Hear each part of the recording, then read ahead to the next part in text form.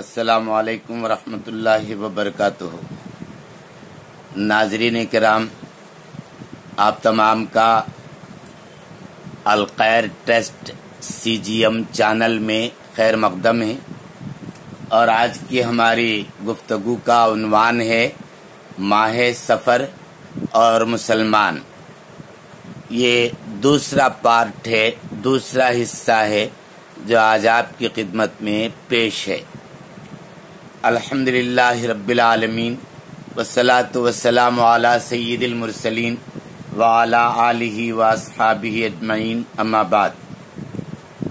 قال رسول اللہ صلی اللہ علیہ وسلم: لا عدوى ولا طیرۃ ولا حامۃ ولا سفر، وفی روایت لا عدوى ولا طیرۃ ولا سفر فی الاسلام، او کما قال علیہ الصلاۃ والسلام۔ صدق اللہ العلی العظیم وصدق رسولہ النبی الکریم۔ عزیزان گرامی، سفر المظفر اسلامی سال کا دوسرا مہینہ ہے جو محرم الحرام کے بعد اور ربیع الاول سے پہلے آتا ہے۔ اس مہینے میں آفتیں اور بلائیں نازل ہونے کا عقیدہ رکھنا بالکل غلط ہے۔ جہالت کے زمانے میں اس مہینے کو نحوست والا مہینہ سمجھا جاتا تھا، جس کا تاریخ اسلام میں کوئی ثبوت نہیں۔ نحوست کا تعلق ہرگز کسی دن یا وقت، تاریخ، مہینہ یا سال سے نہیں ہوتا، بلکہ انسان کا آزمائش میں مبتلا ہونا یہ تو قانون قدرت ہے۔ وہ جو چاہے کرے، جسے جیسے چاہے آزما لے، یہ اس کی قدرت کا معاملہ ہے۔ کسی دن یا مہینے میں مصیبت نازل ہونے کا مطلب ہرگز یہ نہیں ہے کہ اسے منحوس قرار دیا جائے۔ رسول اللہ صلی اللہ علیہ وسلم نے بہت ہی صاف اور کھلے الفاظ میں اس مہینے اور اس مہینے کے حوالے سے پائے جانے والے توہمات اور قیامت تک کے باطل نظریات کی تردید اور نفی فرما دی ہے۔ یہ مفاد پرست اور پیٹ بھرو پیر کمزور ایمان والے مسلمانوں کے سامنے ماہ سفر کی نحوست کو بتانے کے لیے، ثابت کرنے کے لیے یہ روایت پیش کرتے ہیں کہ حضور صلی اللہ علیہ وسلم نے فرمایا کہ جو آدمی مجھے ماہ سفر کے ختم ہونے کی بشارت دے گا، میں اس کو جنت کی بشارت دوں گا۔ اس روایت سے وہ دلیل پکڑتے ہوئے کہتے ہیں کہ سفر میں نحوست تھی، اسی لیے تو حضور صلی اللہ علیہ وسلم نے سفر کے گزر جانے پر جنت کی بشارت دینے کا وعدہ فرمایا۔ دوستو،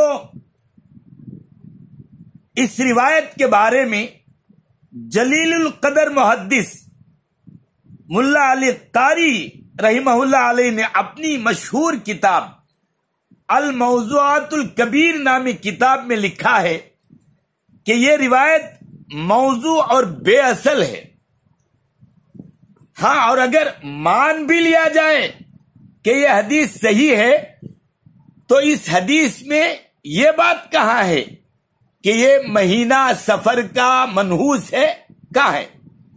بلکہ بعض حضرات نے اس روایت کو صحیح مان لینے کی صورت میں لکھا ہے کہ حضور صلی اللہ علیہ وسلم کی وفات شریف ربیع الاول میں ہونے والی تھی، اور آپ صلی اللہ علیہ وسلم وفات کے بعد، پردہ فرمانے کے بعد اللہ تعالی سے ملاقات کے مشتاق اور متمنی تھے، جس کی وجہ سے حضور صلی اللہ علیہ وسلم یہ چاہتے تھے کہ ماہ سفر کا مہینہ جلد گزر جائے، تاکہ اللہ تعالیٰ سے جلد ملاقات کر لوں۔ بہرحال سفر کا مہینہ بلاؤں یا مصیبتوں کا مہینہ نہیں بلکہ کامیابی اور خیر کا مہینہ ہے۔ ماہ سفر کی 13 تاریخ بعض جاہلوں کے پاس بہت اہمیت رکھتی ہے۔ عام طور پر عورتیں ماہ سفر کی 12 تاریخ کی رات کو اپنے یا اپنے گھر والوں کے سرانے انڈے، تیل، ماش کی دال وغیرہ رکھتے ہیں اور 13 سفر کی صبح فقیروں میں صدقہ کر دیتی ہیں۔ جاہلوں کا یہ عقیدہ ہے کہ 13 سفر کو کثرت سے بلائیں اترتی ہیں، اس لیے ان بلاؤں کو ٹالنے کے خاطر صدقہ دیا جاتا ہے۔ دوستو، یہ بات اچھی طریقے سے ذہن میں بٹھا لو کہ اسلام میں اس قسم کے وہم کی کوئی گنجائش نہیں۔ یہ کسی دوسرے مذہب کی چیز ہے جس کو جہالت کی وجہ سے داخل اسلام کر لیا گیا ہے۔ اور آپ کو معلوم ہو کہ یہ 13 تیزی کے نام سے 12 تاریخ کی رات کو سرانے انڈے، تیل، ماش کی دال وغیرہ رکھنا اور صبح صبح فقیروں میں تقسیم کر دینا، جیسا کہ آج کل فقیریں آواز لگاتے آتے ہیں کہ 13 تیزی ہے، بلائیں اترتے ہیں، صدقہ دو۔ یہ ساری چیزیں لوگ ان کو دے دیتے ہیں، وہ کھا کر موٹے ہو جاتے ہیں اور ہم جو ہے مجبور رہ جاتے ہیں۔ میرے عزیز دوستو، بزرگوں، یہ ان باطل عقیدوں کی رسول اللہ صلی اللہ علیہ وسلم نے تردید فرمائی ہے۔ میرے عزیز دوستو، دنیا میں کیسے کیسے باطل عقیدے ہیں، اللہ کی پناہ، اللہ ہی ہم سب کو ان بد عقیدتوں سے بچ کر چلنے کی توفیق دے۔ امت کا اکثر و بیشتر حصہ ماہ سفر کے آخری چہارشنبے کو ایک عید مناتے ہیں۔ عید الفطر اور عید الاضحیٰ کی طرح آخری چہارشنبہ بھی ان کے نزدیک عید کا دن ہے۔ اس دن نئے کپڑے پہنتے ہیں اور مزدوروں کو چھٹی دی جاتی ہے۔ ہریالی کھنلنے کے بہانے مرد، عورت، جوان، بوڑھے شرم و حیا کو چھوڑ کر، شرم و حیا کو بالائے طاق رکھ کر میدانوں اور تفریحی مقامات اور پارکوں کو چلے جاتے ہیں۔ اور اسی دن ہریالی کھنلنے کے بہانے ماؤں، بہنوں، بہو بیٹیوں کی جس طرح نمائش اور بے پردگی اور بے حیائی ہوتی ہے، اس کی مثال کسی اور قوم میں شاید کہ نہ مل سکے۔ میں تو یہی عرض کروں گا کہ عورتوں کی بے پردگی کے ذمہ دار تو مرد ہی ہیں، کیونکہ خدا تعالی نے مردوں کو عورتوں کا سرپرست قرار دیا ہے، لیکن مردوں نے اسے الٹا بنا لیا۔ قرآن میں تو موجود ہے الرجال قوامون علی النساء، مگر اسے الٹا کر دیا گیا۔ اسی لیے اکبر الہبادی نے کہا، بے پردہ کل جو نظر آئی چند بیبیاں، بے پردہ کل جو نظر آئی چند بیبیاں، اکبر زمین میں غیرت قومی سے گڑ گیا۔